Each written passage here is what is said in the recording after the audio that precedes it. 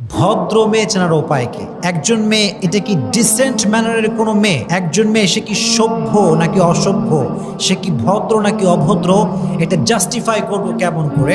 এটি খুব জরুরি একটি বিষয় যে একজন মেয়েকে আমরা ভদ্রতার মাপকাঠি কিসের মাধ্যমে যাচাই বাছাই করবো যে is she decent or not. কোন কোন কোয়ালিটি থেকে বুঝবো যে মেয়েটা আসলে ডিসেন্ট ম্যানারের নাকি ডিসেন্ট ম্যানারের না? ফার্স্ট যে কোয়ালিটি একজন ভদ্র মেয়ের, সেটি হচ্ছে ভদ্র মেয়ে যখন কথা বলবে স্লোলি কথা বলবে, তার কথার ভেতরে বেশি একটা আওয়াজ থাকবে না। অনেক মেয়েকে দেখবেন খুব লাউডলি কথা বলে, অনেক মেয়ে আছে দেখবেন সবসময় চিল্লাফাল্লা করে কথা বলে। এটা কোনো ডিসেন্ট মেয়ের কোনো স্বভাব হতে পারে না। যে ডিসেন্ট ম্যানারের তারা সবসময় স্লোলি কথা বলে, ধীরস্থিরভাবে কথা বলে, এবং তারা যখন কথা বলে বেশি একটা অঙ্গভঙ্গি দেখায় না। অনেক মেয়ে দেখবেন বেশি ঢং করে, এরকম মেয়ে আছে না নাই? বেশি ঢং করে, এটা ডিসেন্ট ম্যানারের কোনো মেয়ের স্বভাব হতে পারে না। যারা ডিসেন্ট ম্যানারের তারা সবসময় স্লোলি কথা বলবে, আস্তে আস্তে কথা বলবে। তাহলে ভদ্র মেয়ের প্রথম যে কোয়ালিটি আমরা পেলাম, তারা অলওয়েজ আস্তে আস্তে কথা বলবে এবং তারা কথা বলার সময় অঙ্গভঙ্গি বেশি করবে না। এটি হচ্ছে নাম্বার 1 কোয়ালিটি। নাম্বার 2 যে কোয়ালিটি সেটি হচ্ছে এই, ভদ্র মেয়েরা কখনো পুরুষের চোখে চোখ রেখে কথা বলতে পারবে না। মনে করেন আমি একজন মেয়ের জন্য অপরিচিত, তো সেই মেয়েটা যখন আমার সামনে আসবে, যদি সে ডিসেন্ট ম্যানারের হয়, যদি সে সভ্য মেয়ে হয়, আই কন্ট্যাক্ট করতে পারবে না। এটা ভদ্র মেয়ের একটা সুন্দর কোয়ালিটি, যে ভদ্র মেয়েরা কখনো চোখে চোখ রেখে কথা বলতে পারে না, বিশেষ করে অপরিচিতদের সঙ্গে। এটি হচ্ছে 2 নাম্বার কোয়ালিটি। এক্ষেত্রে আরেকটি বিষয়ে কথা বলতে চাই, সেটি হচ্ছে এই, ভদ্র মেয়েরা দেখবেন যে প্রায় সময় কথা যখন বলে মাথাটা নিচের দিকে রেখে কথা বলে। এটা হচ্ছে ভদ্র মেয়েরই স্বভাব। তো 2 নাম্বার কোয়ালিটি, যখন ভদ্রমেয়েরা কথা বলে আই কন্ট্যাক্ট করতে পারে না, চোখে চোখ রাখতে পারে না। আর আপনারা বলেন তো, গায়রে মাহরাম কোনো পুরুষের চোখে চোখ রাখা এটা কি হালাল নাকি হারাম? হারাম, মাশাআল্লাহ। 2 নাম্বার।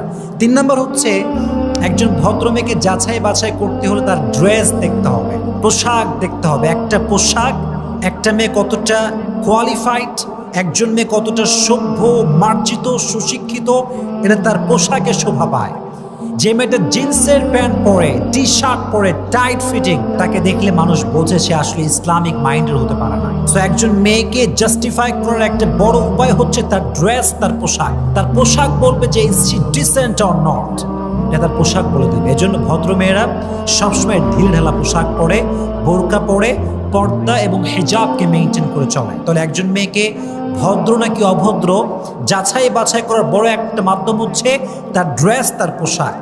যদি সে সুন্দর শালীন পোশাক পরে, ঢিলাঢালা পোশাক পরে, সে বোঝা যাবে যে সে একজন ভদ্র মেয়ে। এটি হচ্ছে 3 নাম্বার উপায়।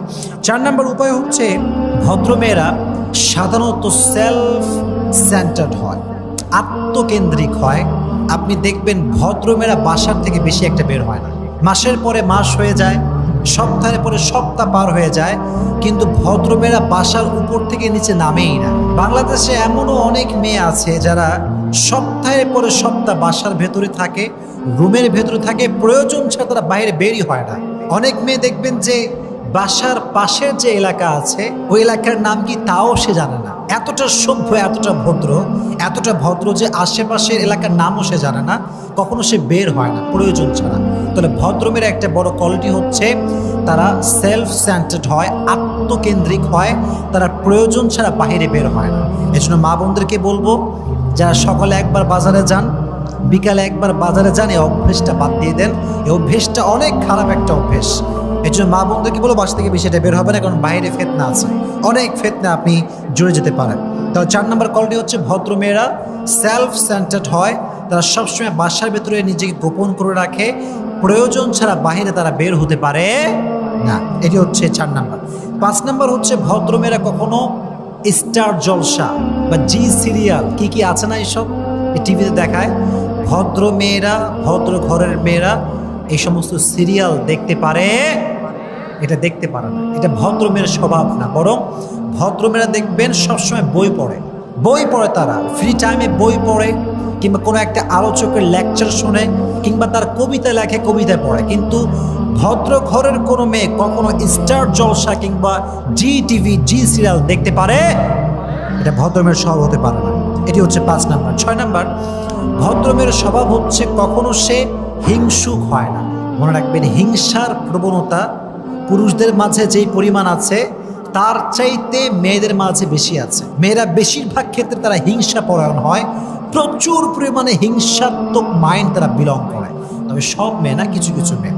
আর এই হাসাদ কিংবা বিদ্বেষ এতটা খারাপ, আল হাসাদ তাকুলুল হাসানাত কামা তাকুলুন নারু আল হাতাব।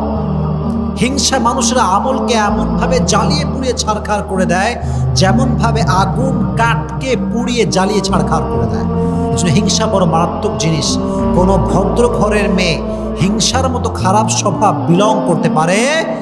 6 নাম্বার। 7 নাম্বার, ভদ্র মেয়েদের বন্ধু বান্ধব বেশি হয় না। কিছু কিছু মেয়ে আছে দেখবেন 7টা 8টা 10টা পর্যন্ত বান্ধবী আছে না নাই? হায় রে, খালি আড্ডা দিয়ে বেড়ায়। একবার পার্কে যায়, একবার ওই চিড়িয়াখানায় যায়, একবার পর্দা গার্ডেন যায়, সবগুলো দল বেঁধে যায়, সেলিব্রেশন করে, বার্থডে সেলিব্রেশন করে, অমুকের ম্যারেজ ডে, অমুকের বিবাহবার্ষিকী, অমুকের জন্মদিন ধুমসে চলতেছে। এটা ভদ্র মেয়ের স্বভাব না। ভদ্র মেয়ের বন্ধু বান্ধব 10-20টা হয় না, বন্ধু হবে খুবই কম, but they are educated and they are qualified. বেশিরভাগ শিক্ষিত হয়, মানে ভদ্র মেয়েদের বান্ধবী হয় শিক্ষিত। অশিক্ষিত যে মূর্খ, যে কিছুই বোঝে না, ইসলাম বোঝে না, মানুষ বোঝে না, সমাজ বোঝে না, এমন কোনো মেয়ের সঙ্গে কোনো ভদ্র ঘরের মেয়ে বন্ধুত্বের সম্পর্ক করতে পারে না। এটা হচ্ছে ভদ্র মেয়ের একটা কোয়ালিটি, যে ভদ্র মেয়ের আহামরি কোনো বান্ধবী হয় না। তবে হ্যাঁ, প্রতিটি মেয়ের জীবনে একজন স্পেশাল মানুষ থাকে, একজন স্পেশাল বান্ধবী থাকে, এবং তারা একে অপরকে সবসময় সমস্ত সমস্যা শেয়ার করে। আন্ডারস্ট্যান্ডিংটা ভালো হয়, কমিউনিকেশনটা ভালো হয়, বন্ধুত্বের সম্পর্ক অনেক স্ট্রং থাকে। এটা ভেরি ন্যাচারাল। ফাতেমা রাদিয়াল্লাহু তাআলা আনহার বান্ধবী ছিল এত এত ভালো বান্ধবী যে উনি ওনাদেরকে সবসময় কষ্টের কথা বলতেন, দুঃখের কথা বলতেন, সুখের কথা বলতেন। তাহলে বোঝা গেল বান্ধবী থাকাটা দোষের কিছু না, তবে শিক্ষিত ভালো ইসলামিক মাইন্ডের বান্ধবী থাকতে হবে। আল্লাহ মা বোনদেরকে তৌফিক দান করুক, সকলেই পড়েন আমিন। সর্বশেষ কলটি হচ্ছে, ভদ্র মেয়েরা কখনো তর্কে জড়ায় না, অহেতুক তর্ক করে না। মাঝে মাঝে দেখবেন রাস্তাঘাটে রিক্সাওয়ালার সঙ্গে ধুমসে তর্ক, কে? একজন মহিলা।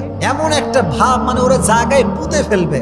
মনে রাখবেন, যে শিক্ষিত ঘরের মানুষ, আল্লাহর কসম করে বলতে পারি, তার সঙ্গে রিক্সাওয়ালা কোনো ঝগড়া হতেই পারে।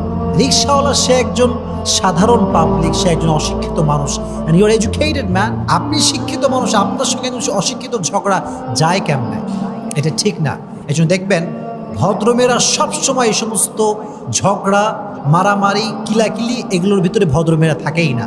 আল্লাহ তাআলা প্রত্যেকটা নারীকে এই ভদ্রতা এবং সভ্যতার যে কোয়ালিটি আছে, সবাইকে আল্লাহ বিলং করার তৌফিক দান করুক। আমরা সকলেই পড়ছি আমিন।